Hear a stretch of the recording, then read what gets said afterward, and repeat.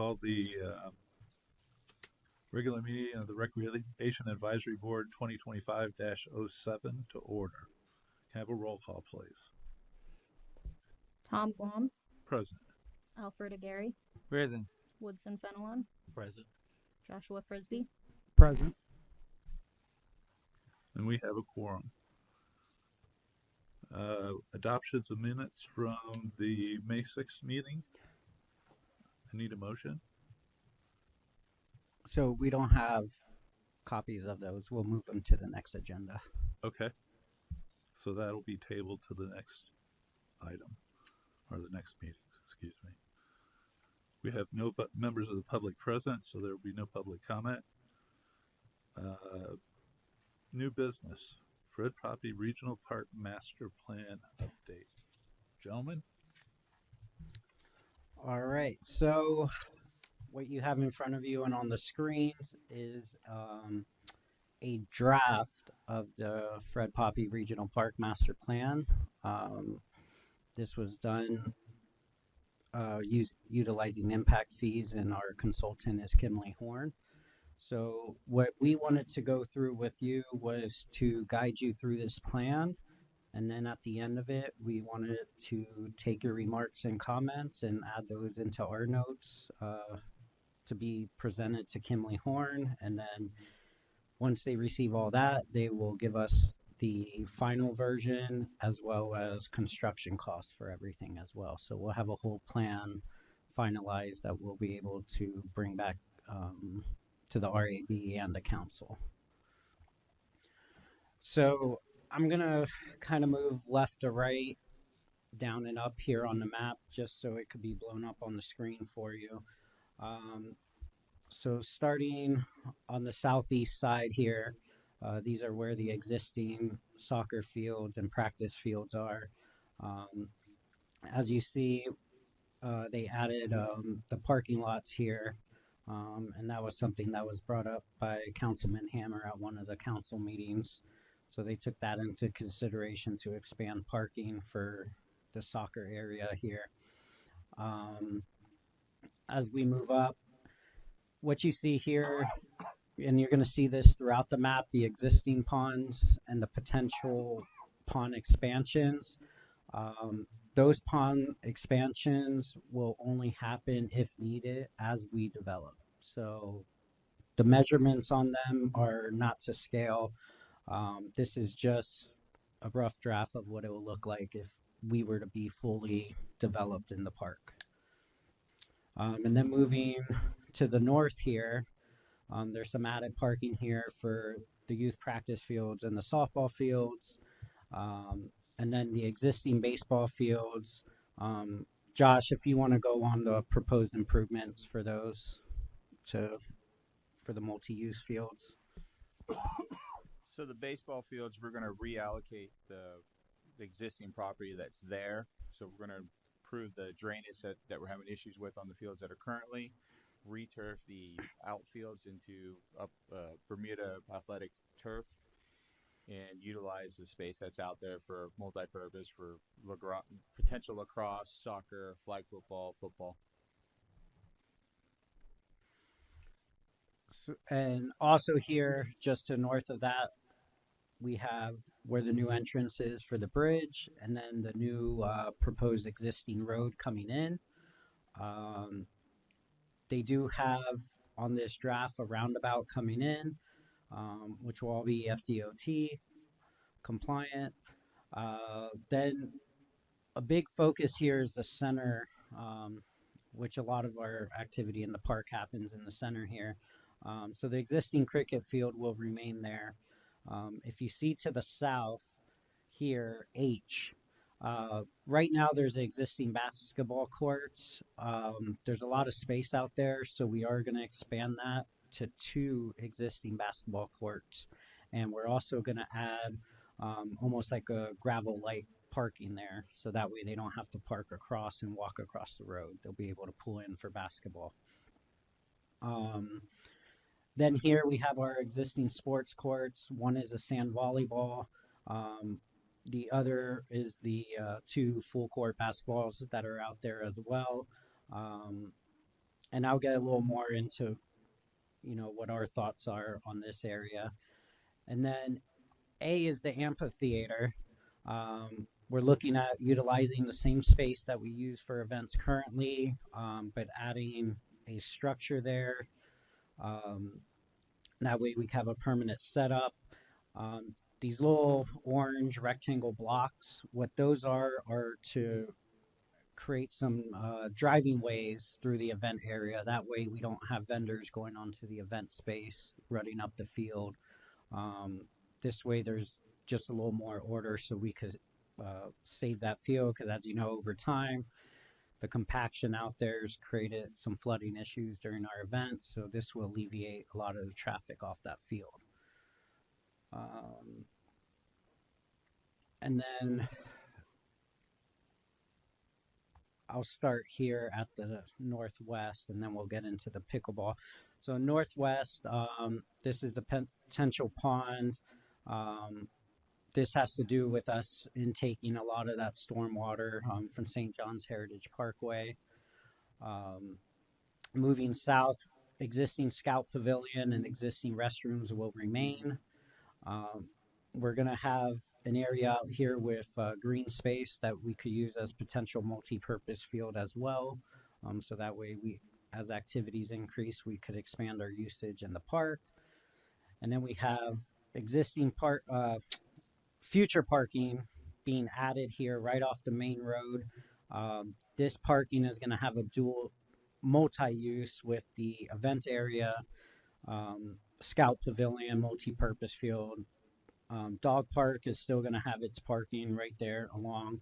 And then we got some parking to the east here, which brings us into the pickleball complex.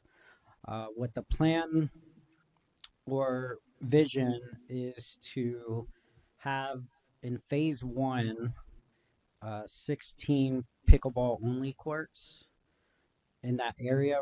Right on this draft it does say 16 courts and 8 tennis courts, but right now phase 1 is just going to be 16 line pickleball courts. Phase 2, when we get into that, we're going to have lots of discussions on, are we going to use multi-use courts with tennis and pickleball, or are we going to go pickleball only? Our plan is to approach the TDC for some funding on this. Professional Pickleball Association has interest in this project as well. I spoke to their vice president of their tournaments, so they're aware of what's going on. And there's also plans for a pickleball clubhouse, which is E, and then F is going to be covered courts. Right now, after talking to the Professional Pickleball Association, they would require at least a minimum of 2 covered courts and bleachers that could hold a minimum 500 viewers, which Josh and I have discussed using our portable bleachers, because each one of those holds about 250. So we'll design this where we could utilize our portable bleachers to bring on there. And I will leave it to you guys with more questions, and a lot of the field and technical stuff Josh will be able to answer. So one of the main thing I got is that green space. That green space behind the building. I know you're gonna improve it and you're gonna put a driveway around it for the vendors, but are we gonna be grading that, getting that property grade, properly for the drainage? Because that's critical back there.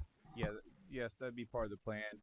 If you've gone out there recently, we've been utilizing some extra fill dirt that we've had from the pond removals to put in back there. So we've already starting to add fill in there for some lower areas. But absolutely, when we do an event site out there, drainage will be in consideration.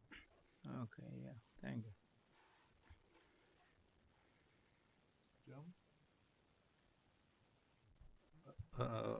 One question I had was, well, I actually have 2, but they're both tied together.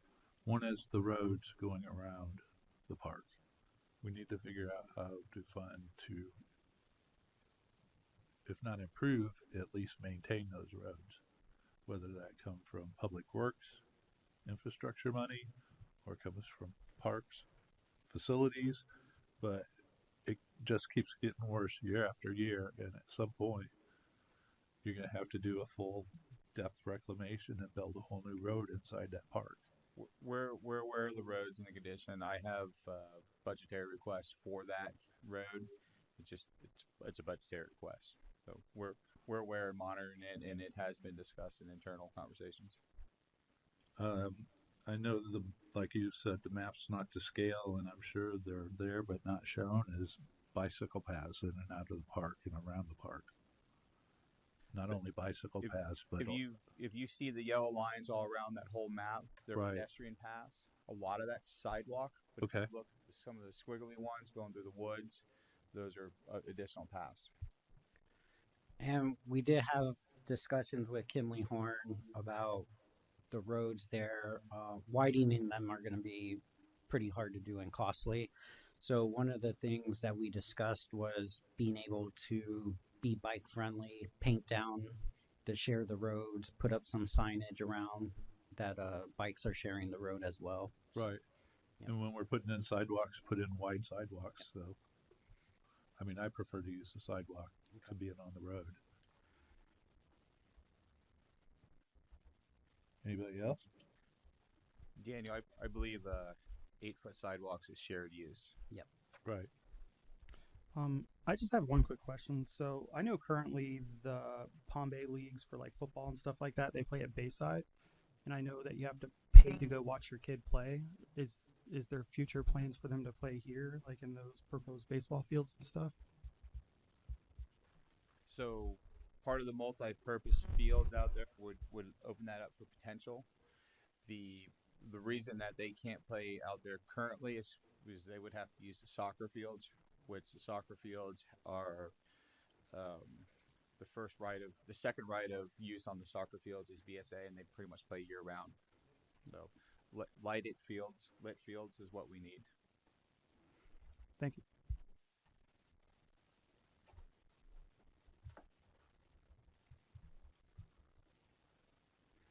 Okay. We'll move on then to reports. Josh? So we've been pretty busy since the last time we met. One of the things that we did while we were waiting for the CDBG funding to come in is we sealed and repainted all the buildings out at Regional, with the exception of TWCC. So all the concession stands, bathrooms, all the bathrooms got painted inside and out. Concession stands got painted outside. All the split face block out there got sealed. All the parking lots got restriped. All the parking curbs got painted. Cricket got new mulch. We really spent a lot of time out Regional doing some well-needed maintenance. We also re-sprigged Vets game field. So we nuked all the grass out of Vets game field, did some grading, added 10 loads of dirt to get a little bit more of a crown on that field, and re-sprigged it with Bermuda. We repainted Limbrook Park. If you guys haven't been to Limbrook Park, it got restriped. All the curbing got painted. Bathrooms got painted. Dugouts had repairs done to it. It looks really good out there. Moving on to CDBG projects. The LED, this is for the fiscal year 25 CDBG money. The LED basketball upgrade lights were completed. I believe they're completed this week. Parks has removed all the fencing on all 4 softball fields, backstops, and all the outfield fencing. The outfield fencing from dugout to dugout on the outside, the PO has been processed, the materials are on order. The backstop fencing, the contractor started yesterday, putting up new backstops. All the clay from all 4 fields has been removed. We had a big help from Public Works. They brought out some big machines, saved us a lot of time. Removed all the clay. We have stockpiled the clay and we're repurposing it. One of the things that we're doing to repurpose that clay is we're putting warning tracks in on the outfield. So all 4 fields at Liberty now have a 10-foot warning track. Once we move out of that project, we'll be able to start putting warning tracks on our other fields. We plan on doing Field 3 and Nungesser at minimum. We also have plans to utilize some of that clay to expand Field 4 out at Connect to 90-foot basis. They're trying to bring in tournament play, and they need another big field. So they'll have a portable pitching mound that they'll bring in, and we'll expand the bases out and make it safe to play for them to do tournaments. The bathrooms out at Liberty are being remodeled. The bathrooms currently out at the softball fields are having tile be put up, all new fixtures, partitions, lights. I think they're about halfway done with the ones there. Once they're done with those, we'll move over to the basketball courts, playground area. And then the final part of Liberty is we're going to replace all the concrete we were not able to replace in 2023 CDBG funds. So we've got 4-inch concrete out there that's cracking and failing, and we'll replace it with 6-inch concrete. And then the final thing I have is the playground fence at Regional Park. The PO has been processed. We're waiting for materials to come in, so we'll be putting a 4-foot vinyl fence that's ATSM compliant for playgrounds. Okay, thank you. Any questions? Daniel? All right. So my updates for you for recreation. It is summertime, so summer camps are in full force. Just to give you guys an update on the numbers, our Tony Rosa Community Center, which we are running the camp in-house there. We are right around 80 registrants a week, and about 70 are attending per week. And over at Ted Whitlock, which the YMCA is running summer camp there, they are at about 70 registrants per week and about 60 attending, which is the averages are meeting up with last year's participation as well for both camps. Can we get a survey after that's over? After the camp's over, survey the parents? Yep. I'd really like to get some feedback on that, because I think it's a good program. I think, you seem to indicate they give out a lot of uptake. Yeah, I mean, I could tell you just my feedback I'm getting from the YMCA camp. The parents are very happy. Our camp as well. So both are doing well. I haven't really no complaints this summer have come across my desk at least. So that's good news. And then the aquatic center, pretty much on the weekends, they're at capacity with open swim. During the week, this summer, we did add a lot more swim lessons, and all of our swim lessons are sold out. So, One question on the aquatic center. yes. You guys are aware of what happens at the Minecraft movie, right? Yes. And you're having that at the pool. Yes. Okay. Thank you. Yes, we are. And then, of course, this Saturday, our Independence Day celebration. I know there's concerns about the weather, but I've talked to the firework contractor, and at least the fireworks show, we're going to go rain or shine unless there is a torrential downpour. So I'm working in-house with multiple departments to come up with a plan if that does happen the day of. So, and that messaging, our PIO and Andy, who does the recreation social media, will get all that information out right away. So, but right now we're planned as a go. And that's it for me. Any questions? Anybody have anything they want for the next meeting?